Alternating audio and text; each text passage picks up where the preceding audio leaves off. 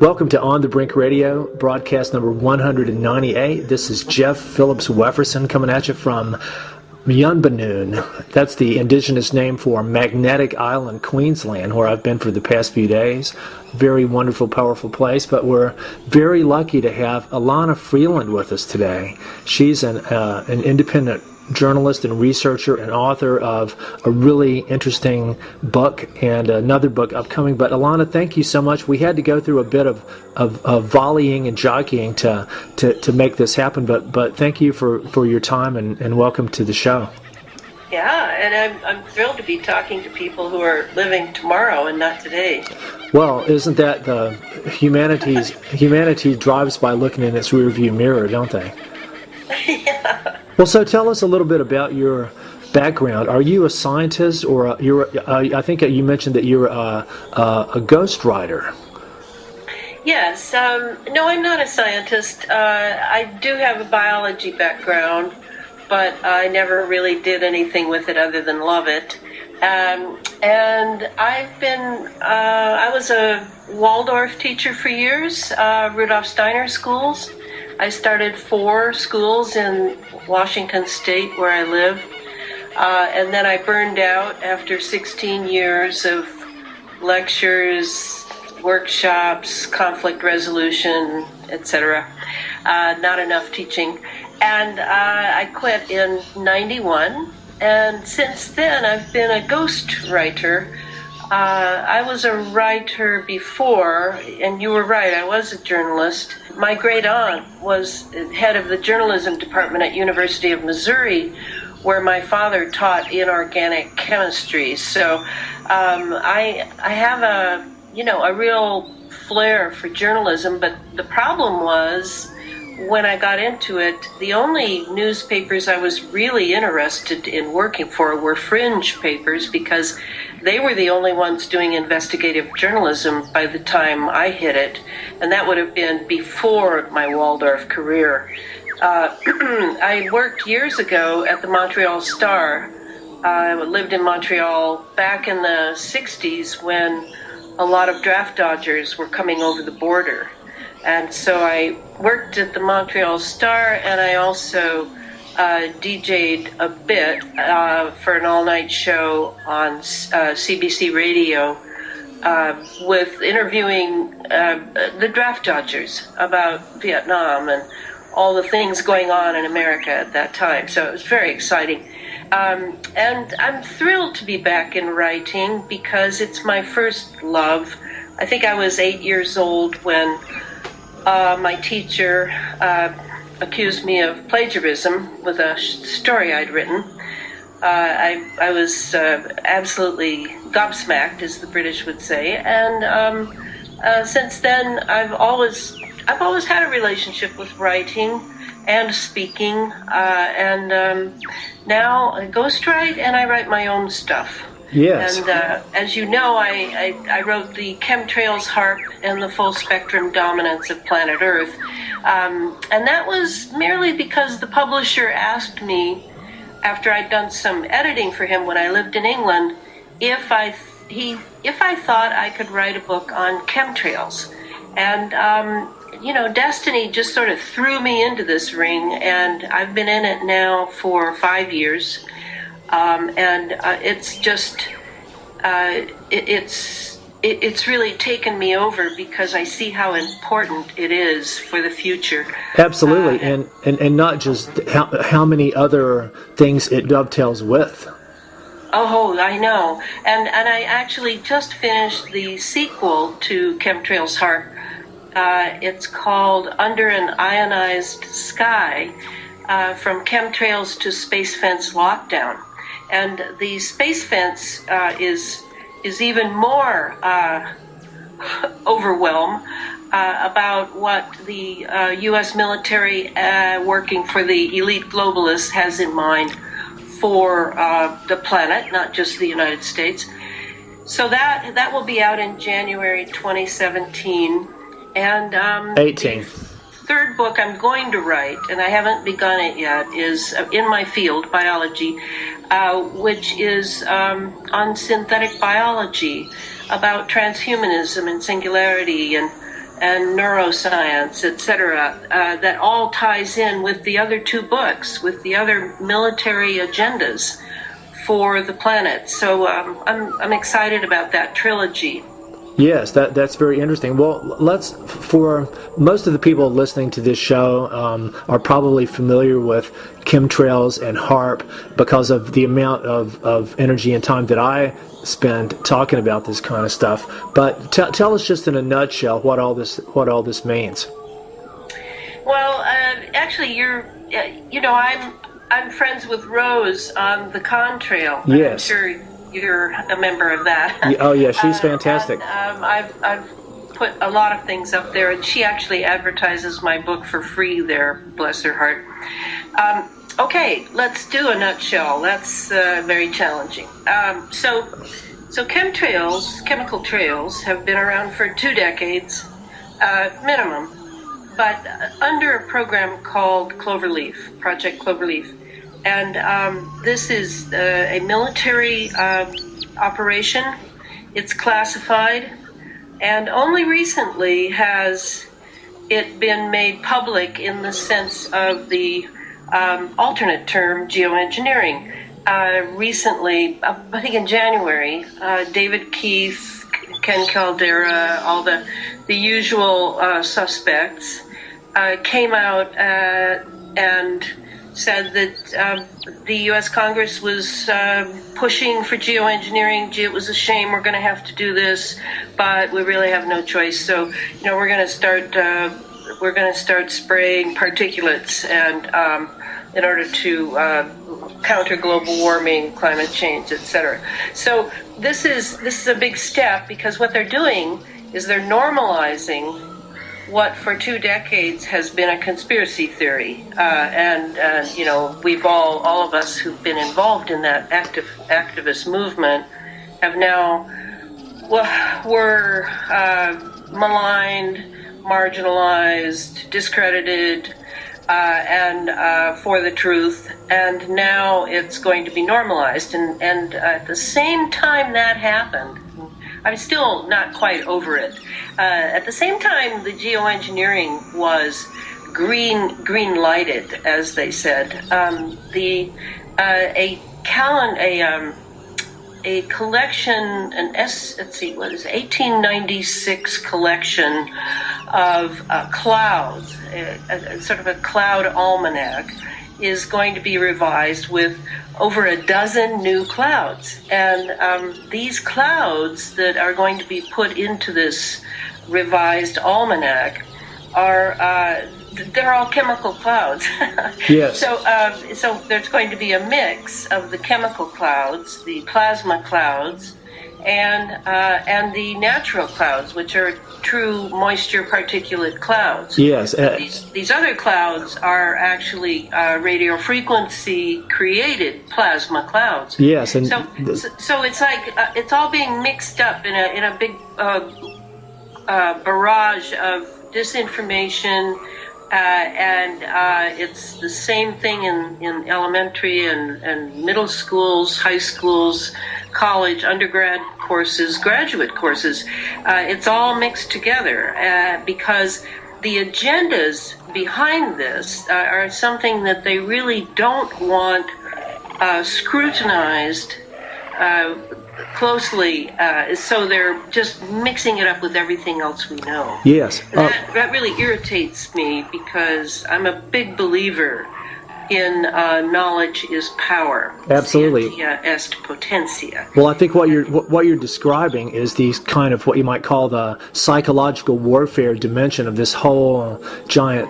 It's geophysical warfare and psychological warfare sort of go hand in hand.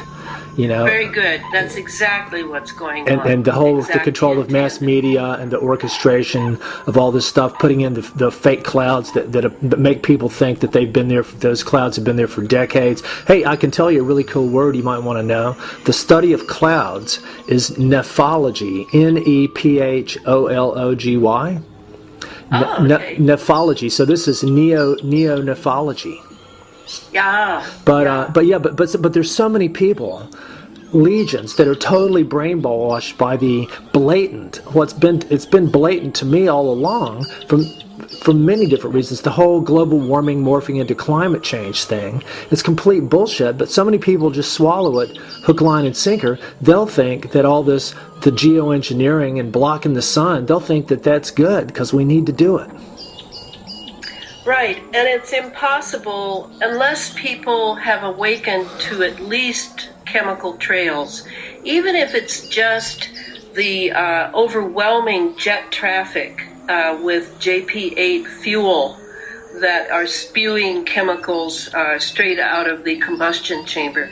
Even if it's just that, and they don't really buy into the idea that chemicals are being dropped on us, loaded with different things for different military operations. If people have at least gone that far with the JP8 fuel and the jet traffic, then I can possibly talk to them.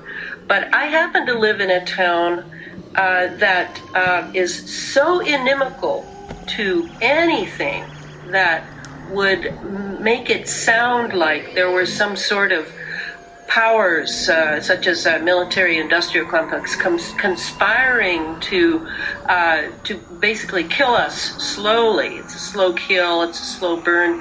No one will talk to me. No, so, I fully understand. You know what they say, and when I try to talk about, I do a lot of awareness work on behalf of the global nuclear scenario, which has been almost successfully eradicated from the public agenda by these same powers that be. And people, when you talk about all this stuff, people go like, "Oh, but who would do that? Why would they? Why would they kill their own people? Why would they do stuff that'll affect them?" And I go like, well, it's historically, I point people to what I consider to be one of the most concise expressions of the answer to this question. It's you know who William Engdahl is, right? Say it again. You've heard of William Engdahl, the German author who wrote his book Seeds of Destruction about genetic engineering. Well, I've been in touch with him a good bit. He gave me permission to post excerpts from his chapter of his book. It's called The Brotherhood of Death, and it looks at all these people. It looks at the history of what they used to call the eugenics movement and how it morphed into a lot of the stuff that you're writing about. And it names names and talks about the mentalities of these people. And you know that this is just the tip of the iceberg. And I mean, this is like one of the main purposes of the whole military. It's not to fight some invisible enemy in another country. It's like humanity itself and life on this planet is the target and the enemy. Yes, and the genetic aspect is really important. Engdahl is absolutely right, because it is the transhumanism. It is the singularity that the enhanced humanity, so-called, that they would like, the global elites would like to be in our future.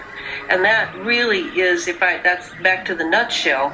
If I were going to give you the nutshell without all the, spelling everything out from the beginning, it would be that what is being dropped on us is in nano form, nanotechnology form, is already in our bloods and already in our organs and already past the blood-brain barrier.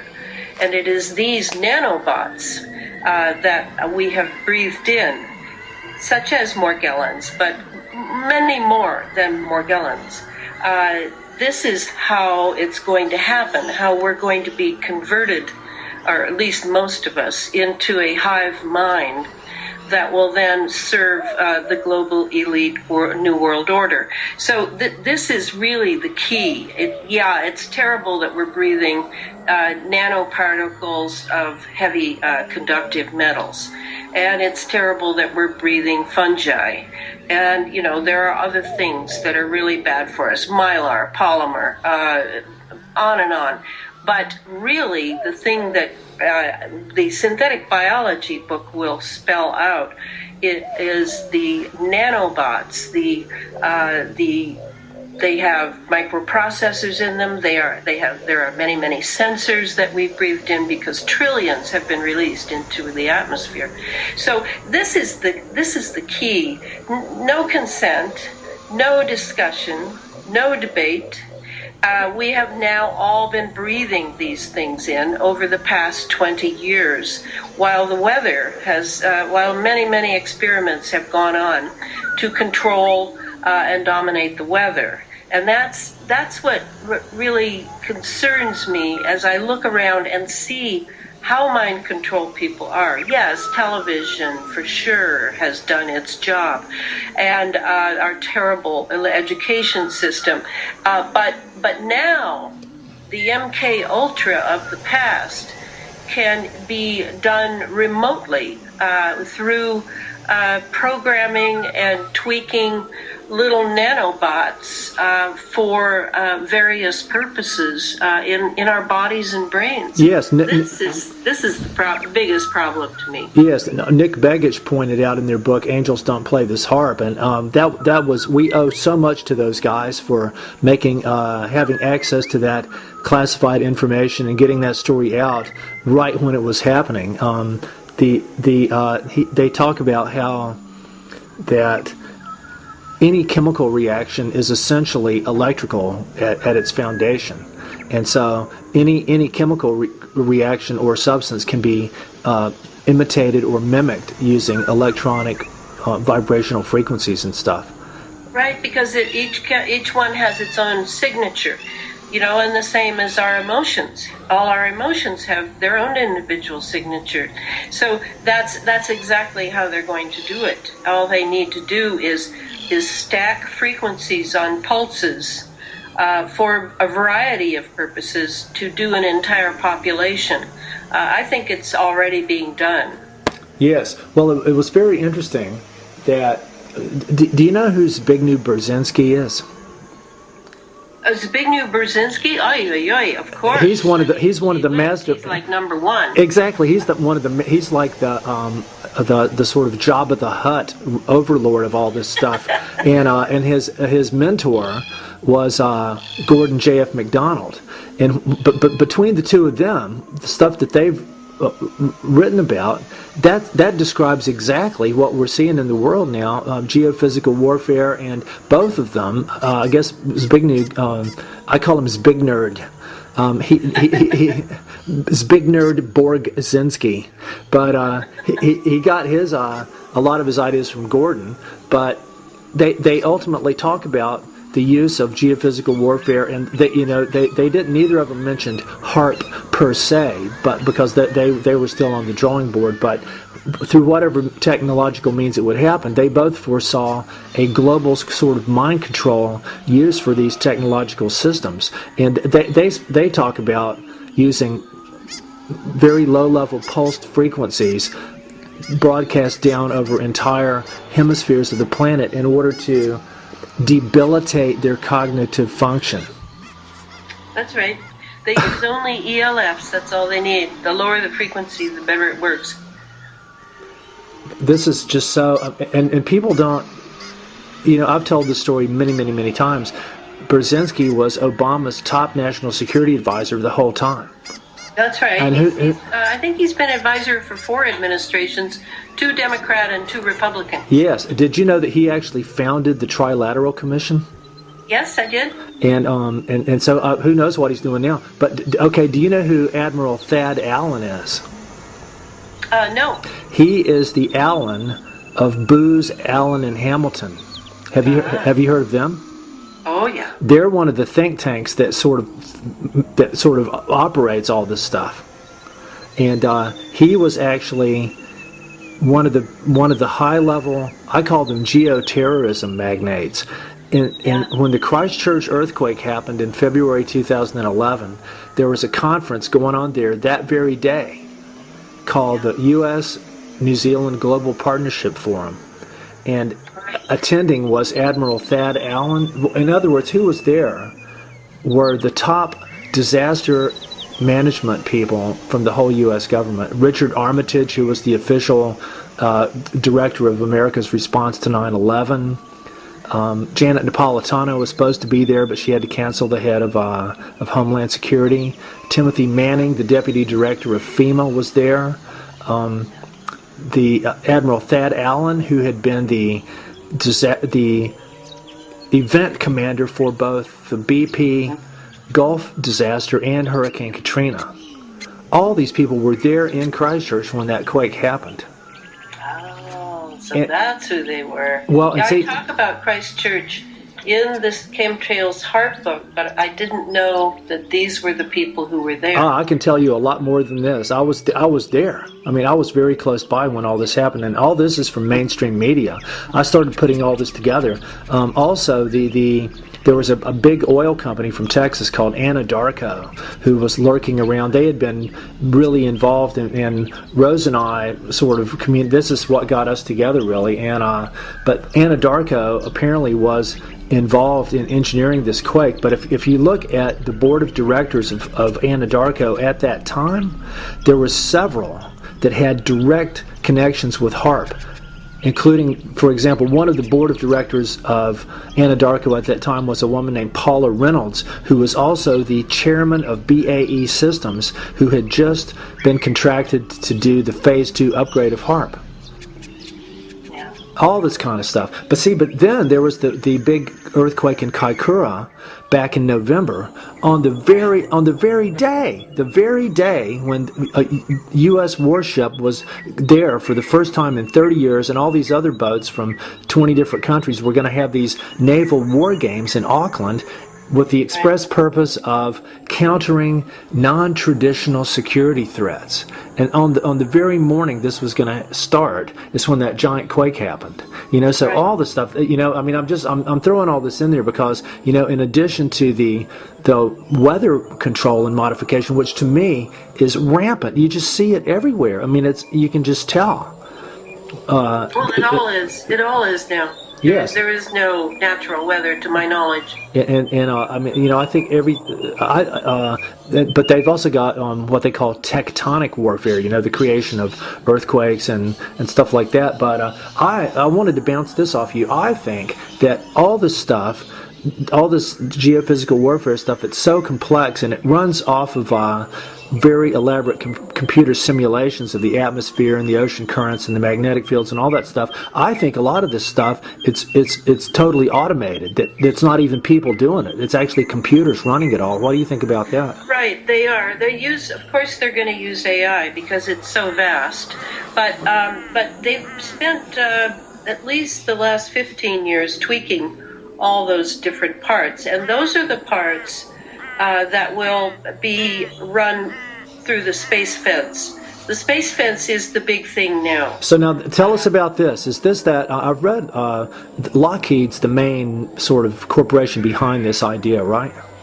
No, all the top 10 are involved. Okay, so is this supposedly... Lockheed Martin was able to get the first grant. Okay. Is it for in the same way that they go like, oh, we're going to spray all this shit in the atmosphere to block the evil sunlight to keep the Earth from warming? Are they going to say the space fence is going to protect us from, let me guess, alien invaders or asteroids or something like that? Well, the main thing that they say the space fence is for, it's very hard to find any real information on the internet about the space fence, but their main story is that it will keep track of all the space junk up there. And that's partially true because now they're launching all these tiny satellites and sensors up there. Yeah, so the cube. To keep track of. It's called Cube something, right? CubeSat. To protect the satellites, yes, which are crucial to many of the operations that they're going to run in our now ionized atmosphere. I mean, that's what HAARP was all about, was finding the way to turn our atmosphere, the troposphere, into a mini ionosphere. And that has been accomplished. And that's the purpose of the weather engineering and the plasma clouds. All of that has to do with keeping it pumped 4C4, Command, Control, Communications, and Cyber Warfare. So the space fence, they're saying it's about counting basically garbage in space, but and that is one of the things it will do through an AI system, absolutely, and supercomputers. But it primarily is tremendous surveillance. And when I say surveillance, I'm not just talking about tracking and taking cool photos and, whatever. Listening to a phone I'm conversation. talking about a surveillance that goes all the way down to the DNA level. This is it. This is the lockdown. And what was lacking, this is SDI come of age, the Strategic Defense Initiative. What was lacking when SDI was around in the 80s and into Clinton's regime in the 90s was that they didn't have the atmosphere ionized. They absolutely had to have that happen before the space fence could be erected on the ground level and in near-Earth orbit. So now that has been accomplished, and they're spending a lot of the sounding rockets going up are all dedicated to leaving long, long trails of aluminum oxide, lithium, etc., titanium, in order to take that plasma dust up to near-Earth orbit, where it will begin to revolve and gradually settle around the equator to look from space as if we were Saturn, a blue planet Saturn. And that has to do, that chemical nanoparticle ring has to do with communications in the sense of surveillance of the entire planet, control over this entire planet, and communications with all of our space visits to Jupiter, Mars, etc. So it's very, very important. And a lot of, it's sad, but in the chemtrails Facebook and internet movement, a lot of people, they still have the illusion, in my opinion, the illusion that we can stop this. But when Trump came into office, I didn't have any hopes that he would be able to throw this over and we would have clear blue skies and clean air again and get all these nanos out of us. No. This is too important to too many military objectives, not just on planet, but off planet as well. Absolutely.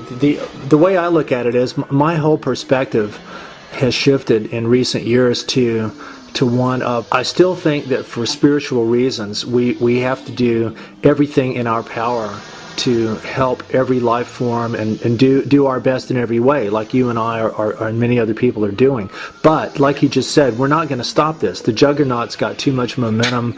It's basically, I think it's outside human control. I think there may be synergic. I don't believe in some kind of extraterrestrial beings or anything like that. But an idea that does make sense to me is, did you ever hear of a scientist named Dr. John Lilly? John who? Lilly, Lilly. He did. With the dolphins. Yeah, well, I worked with his dolphin communication group in California, and there's so much to say, but anyway, one of his insights from his work after the dolphins was that he saw a battle going on this planet between two kinds of life. This is kind of the way that he phrased it.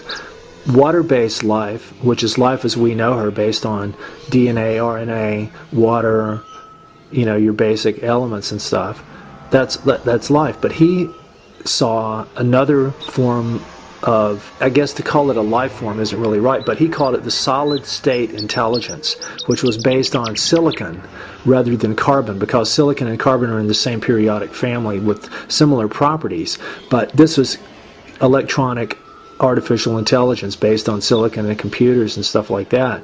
And he saw that this form of intelligence that was using us to create it until the time came when it didn't need us anymore. And this kind of relates to the whole transhuman thing. There's two names I'd like to throw out. The first name let's talk about in a second. It's probably your arch nemesis, Ray Kurzweil. And then, but first, you've heard of Werner von Braun, right? Oh, yeah. Well, did you know that my friend Jules Stanley that produces my radio show, her dad knew him. Her dad went down to Antarctica with him when he was in the Navy.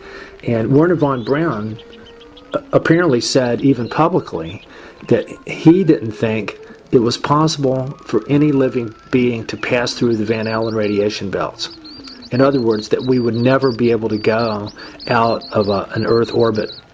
And what that would mean, this is the guy that founded NASA. It would mean that no one's ever gone to the moon. Right. And so I believe that because there's a figure he gave of the thickness of lead that you'd have to shield from all the cosmic rays and stuff, and you could never get that into orbit.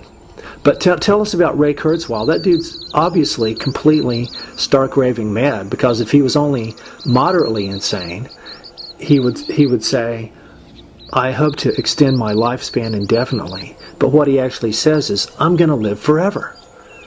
And I go like, but Ray, how do you know when forever's up? And then what comes after that?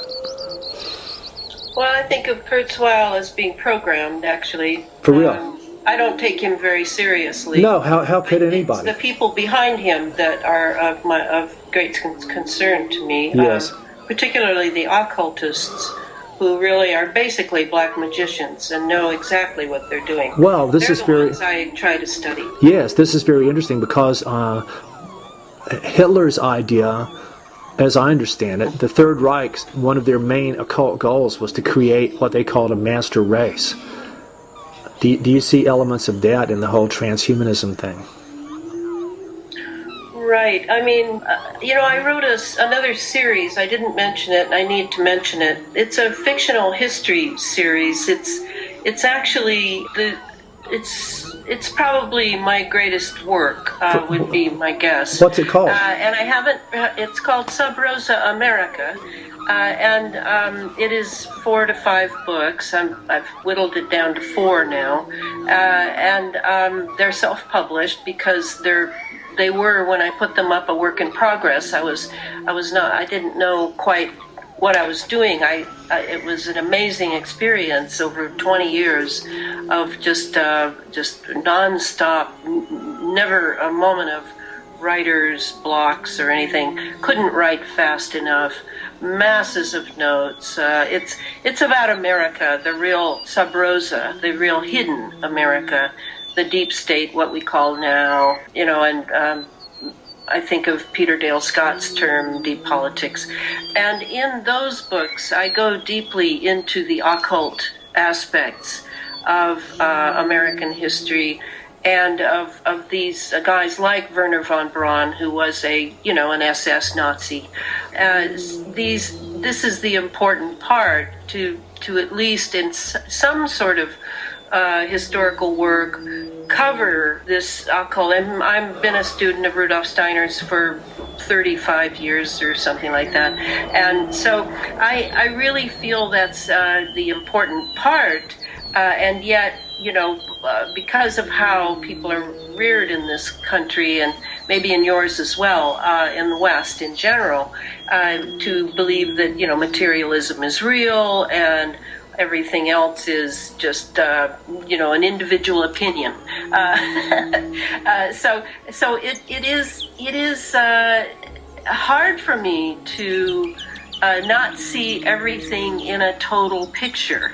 It's just how my mind works. Well, that's what I try to do too. I have a lot of respect for Rudolf Steiner. I'm always learning more about him, and I have a lot of friends in Tasmania that are Steiner sort of people. But what do you reckon? What was his take on all this? What year did he die?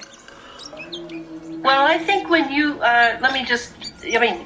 a huge, he was the only Christian initiate of the 20th century. So, he's vast. He's unbelievable.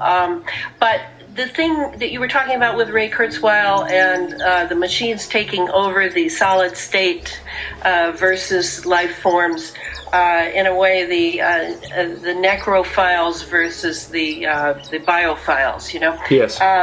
He foresaw that we would our next era has to be a machine era.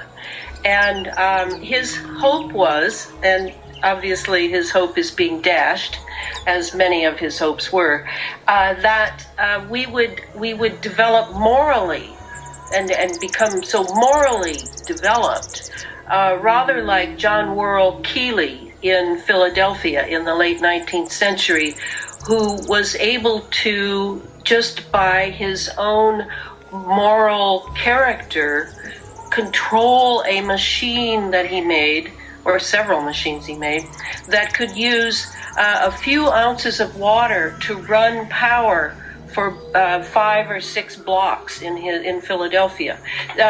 And when the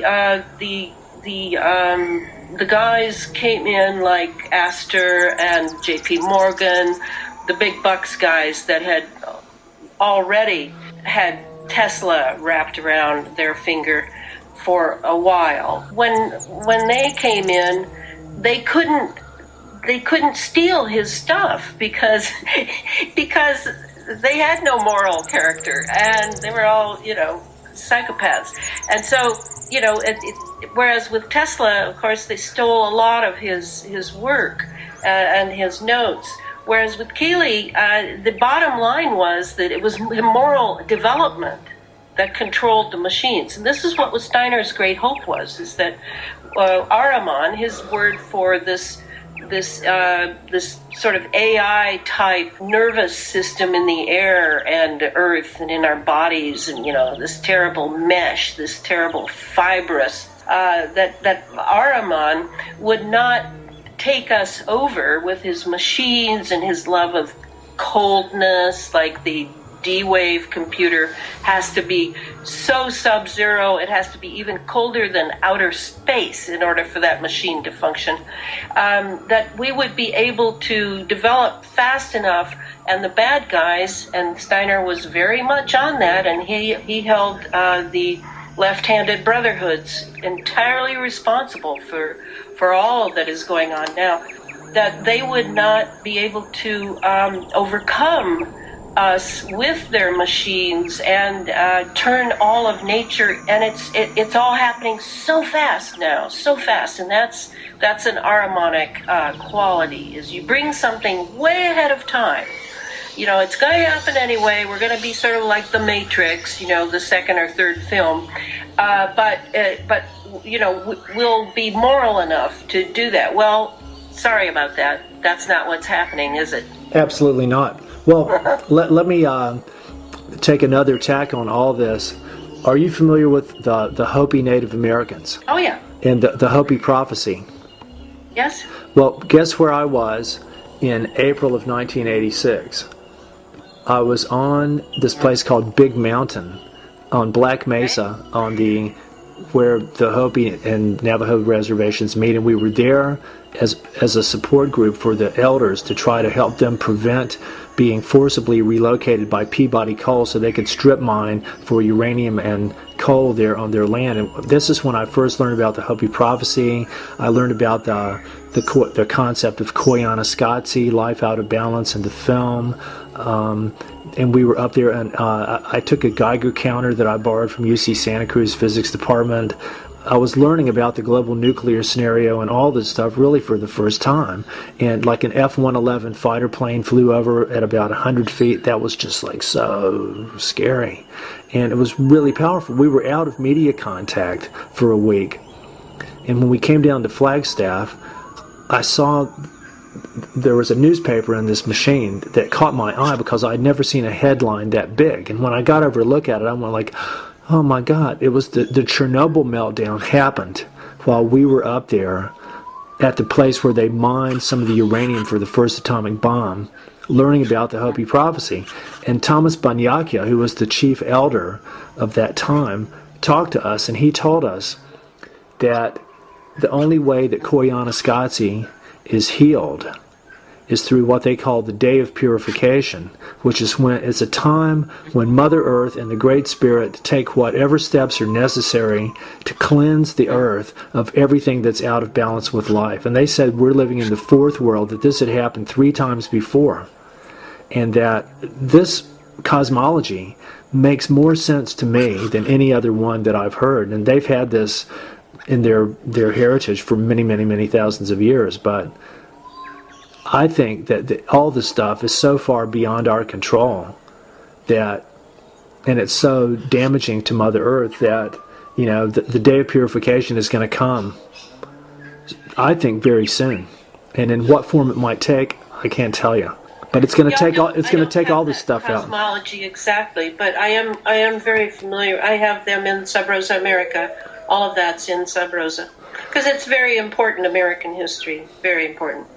Did you know that right at this time, the Earth is being hit by a giant coronal mass ejection? Well, that's a problem for me because NASA lies all the time. Well, so you don't believe it? CMEs can be very influenced by ionosphere heaters. Yes, well, but that's what I'm saying is that's what space weather is telling us now. But we do know that the coronal mass ejections do exist, and that they do spew out the solar wind. But whether or not we can trust all these information systems, this will be just like watching all the weather channels that are controlled by the Rothschilds and owned by Monsanto now, for whatever reason that they have. Yeah, we're in a solar minimum now, and so there aren't many CMEs, and if they're coming, my guess is that they would be influencing Alphen waves and possibly Birkeland currents in order to provoke one, perhaps. Or even pretend it was from the sun and it's really from something else. Absolutely. I just can't. I'm in doubt about it. Jeff. I'm just in doubt about it. But that's good. But I mean, exactly. But surely they do happen. But we can't believe. I mean, I think maybe even 20 years ago we could probably believe a lot more of the information that was being shared with us than we can now. But ultimately, all this stuff is if we can't sense it with our own senses, that's why it's so unreal to most people. No, I don't say that if we can just sense. I can only believe things I can sense with my senses. Though I am a total fan of people bringing their senses back to themselves and like looking up into the sky and studying the different cloud formations to understand that these are not normal clouds, these are not natural clouds. But being a Steiner person, thinking is a spiritual activity, and I'm very well trained in that. I believe that we're like Sherlock Holmes in a way, where the murder has been committed, the body is cold, the weapon is gone, but we're coming on the scene of the crime, and that through careful, diligent thinking, we can really discover a lot. And I think that's what my two books are based on, is my ability, for better or worse, to do that. Okay. Well, so how is that going to help us? I think knowledge is power, and I think that the ignorance that has been created in America for the past 50 years is our worst enemy. Not the Bilderbergers and not Ray Kurzweil. Our worst enemy is our own ignorance and our lack of confidence in our ability to think through things and decide for ourselves what is really happening. I think we're all waiting for some magic pill or, I'm not, but I know I deal with it all the time on the internet and on Facebook of people they're so scared. They're so scared of the pace of things, just the pace of things in America. I don't know how it is over where you are, but here the pace is just screamingly fast. And no one has any time to really think, and they're going to have to learn to take the time. It's like sometimes I ask myself, why am I writing books? I'm writing them for future generations, I guess, because hardly anyone reads anymore. They just can't have a settled mind so that they can turn page after page and really have some thinking going on. To me, because of Steiner's influence, I do believe thinking is a spiritual activity. Yes, you can do intellectual thinking. That's not the same as what I am trained in. But I think that you can, if you do careful thinking and you have your own sense Your own senses are bringing in information and data that you're also using along with the thoughts of others that you're following and critiquing and looking at. If you can do that, then the spiritual world and those on the other side can be respectful of your free will, because they're not going to reach in and fix things for us. They can then see clear thoughts, and they can decide how they're going to play into this great war, this great drama that we're engaged in here on planet Earth. And that's my faith. That's my, faith is, I can't remember, in Acts 1:11 or 11:1, it says, faith is the evidence of the things unseen, the substance of the thing to be hoped for. And that is my faith. And I have been able to do extraordinary things with that. So I see no reason not to continue. And I'm very committed, as you know, to public education. That's what I do. Yes, I think that's really, really fantastic. That's central to a lot of the things that we've touched on. There was a quote from the astronomer Carl Sagan, who, this is kind of a paraphrase, which I'm sure you've seen, but he observed quite a few times on how that we live in a world where everyone is totally affected at many levels every day by all kinds of different advanced scientific and technological processes and items and things like that, but hardly anybody has even the most rudimentary scientific understanding in order to understand what all this stuff actually is or how it works. And Right. I use the global nuclear scenario as a prime example of that, in contrasting the global nuclear scenario with even if the whole picture painted by the climate change people, even if that was true, which is not even remotely true, but even if it was, a couple of degrees of higher temperature and that kind of thing, I keep saying it, that doesn't cause cancer, that doesn't destroy your genome, it's not mutagenic or carcinogenic or teratogenic.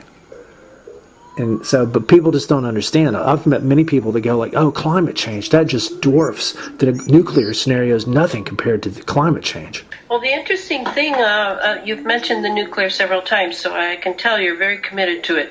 And it plays a huge role on the word we all need to be using in our vocabulary when we try to understand what's going on chemically in the skies and in our lungs and bodies, and that's synergy. I mean, the radiation that was released by Fukushima, which of course was a HAARP undertaking, it's huge. It's affecting all of these chemicals that we're breathing in. Everything is working together, including the pollutants of the past that that people are still concerned about. All of this is a chemical and anti-life force operating now that we are subject to. Absolutely. So I spend a lot of time with internet people. Yes, definitely pushing public knowledge of all of these things, including vaccinations is another delivery system. GMOs is another delivery system.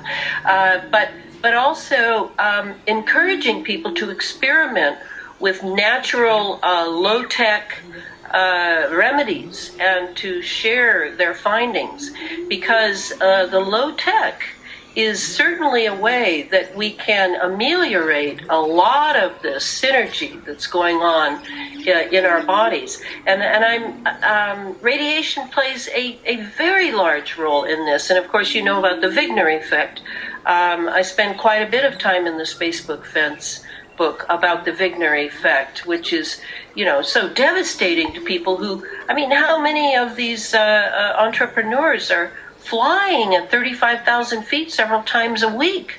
Then the planes are coming apart, and the flight crews are dying and having miscarriages. So this is, it's adding, but it's also multiplying logarithmically. the impact of all this on us and future generations, not just us, but the future generations, are really my greater concern. Absolutely. Well, there was, you're familiar with Rachel Carson. She's one of my biggest heroes that have ever existed, but I created a blog called Rachel's Carson of Today. But I had, in a really interesting interview with her from 1963, they interview this guy named Dr. Arnold Lehman, Lehmann. He was one of JFK's top science advisors, and he was head of some kind of, not the FDA, but some kind of organization like that. But I think this is back when these people were actually pretty good. But he was a leading genetic toxicologist, and he said that if we really want to understand the effects of mutagenic substances, whether they're chemical or radiological, that we had to study at least 25 generations of people. And then we might start to understand what it is that we're actually doing to ourselves. Well, you and I and everybody that's alive now, we're only the third generation to exist since all this stuff came into being. So the future generations are exactly, it's a huge unknown. We are the experiment right now. We are, and that's very much what they're doing with the Fukushima radiation and everything else. It's very experimental, and they can hack into all the doctor and hospital records, clinics, in order to find out how all this is going. They're very interested in it.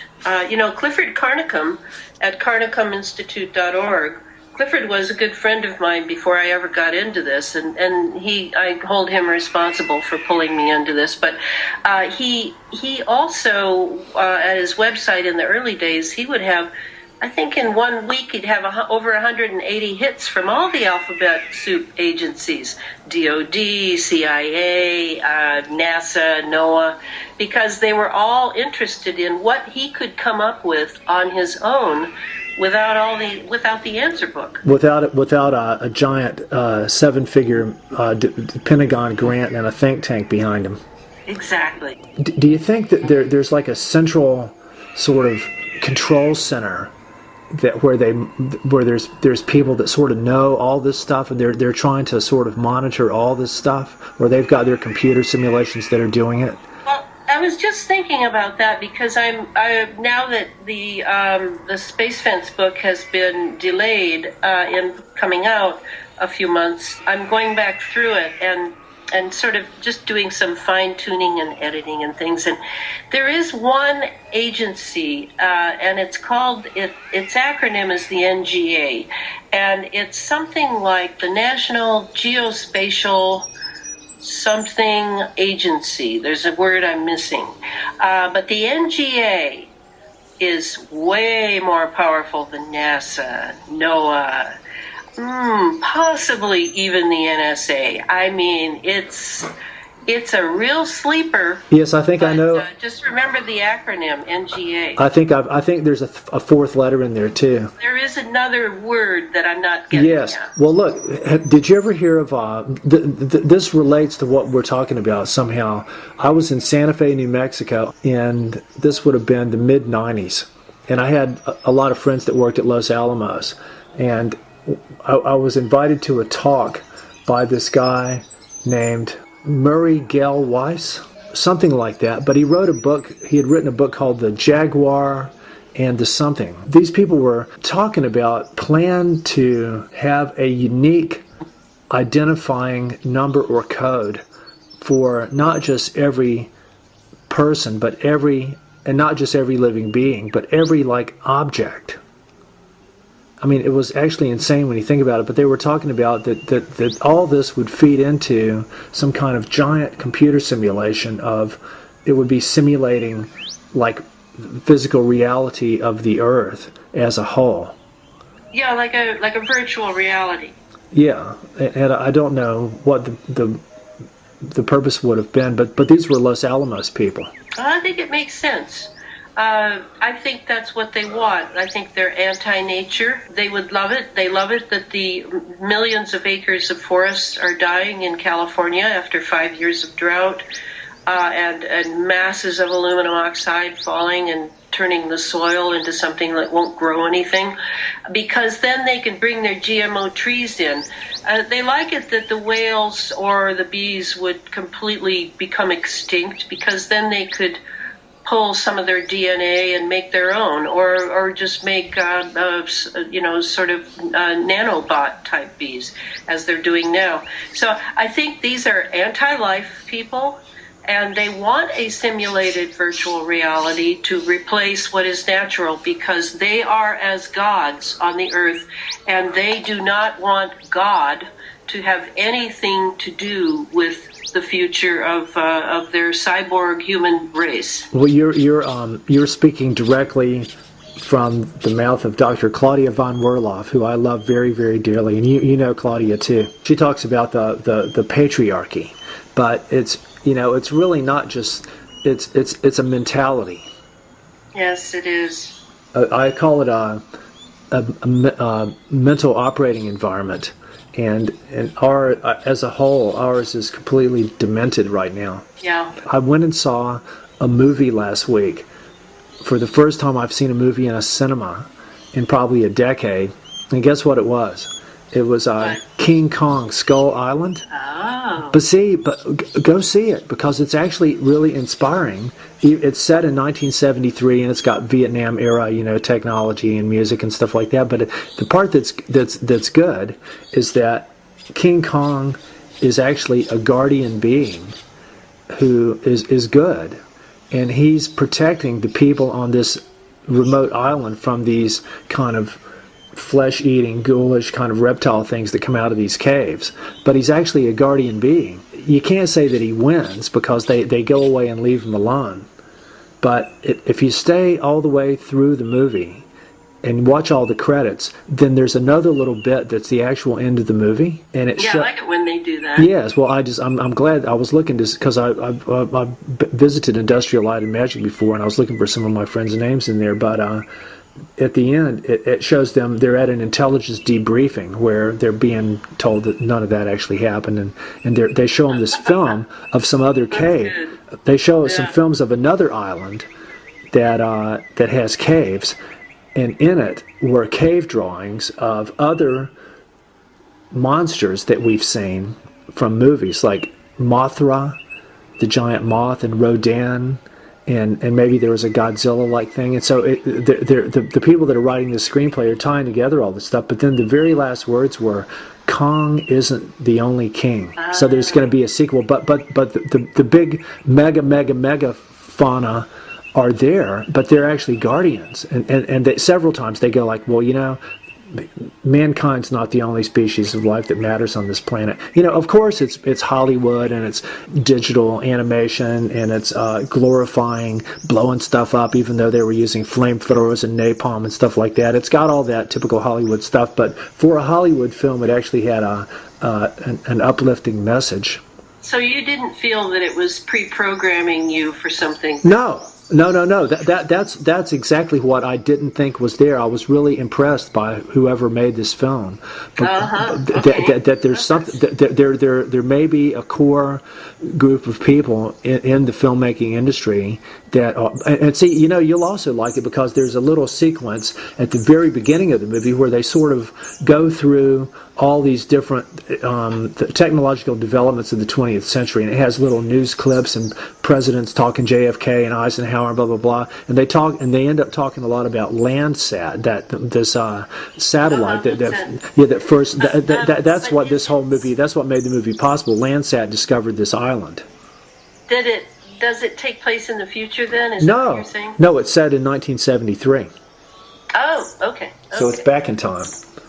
It's actually worth going to see. It made me, because I avoid any movies and mass media as a whole because it's just weaponized more than you could even think is possible in every way. I mean, I've even got a whole website called Regain Your Brain that's all about mass media and mind control. Elana Freeland, thank you so much for your time. And this is Jeff Jefferson signing off for On the Brink Radio.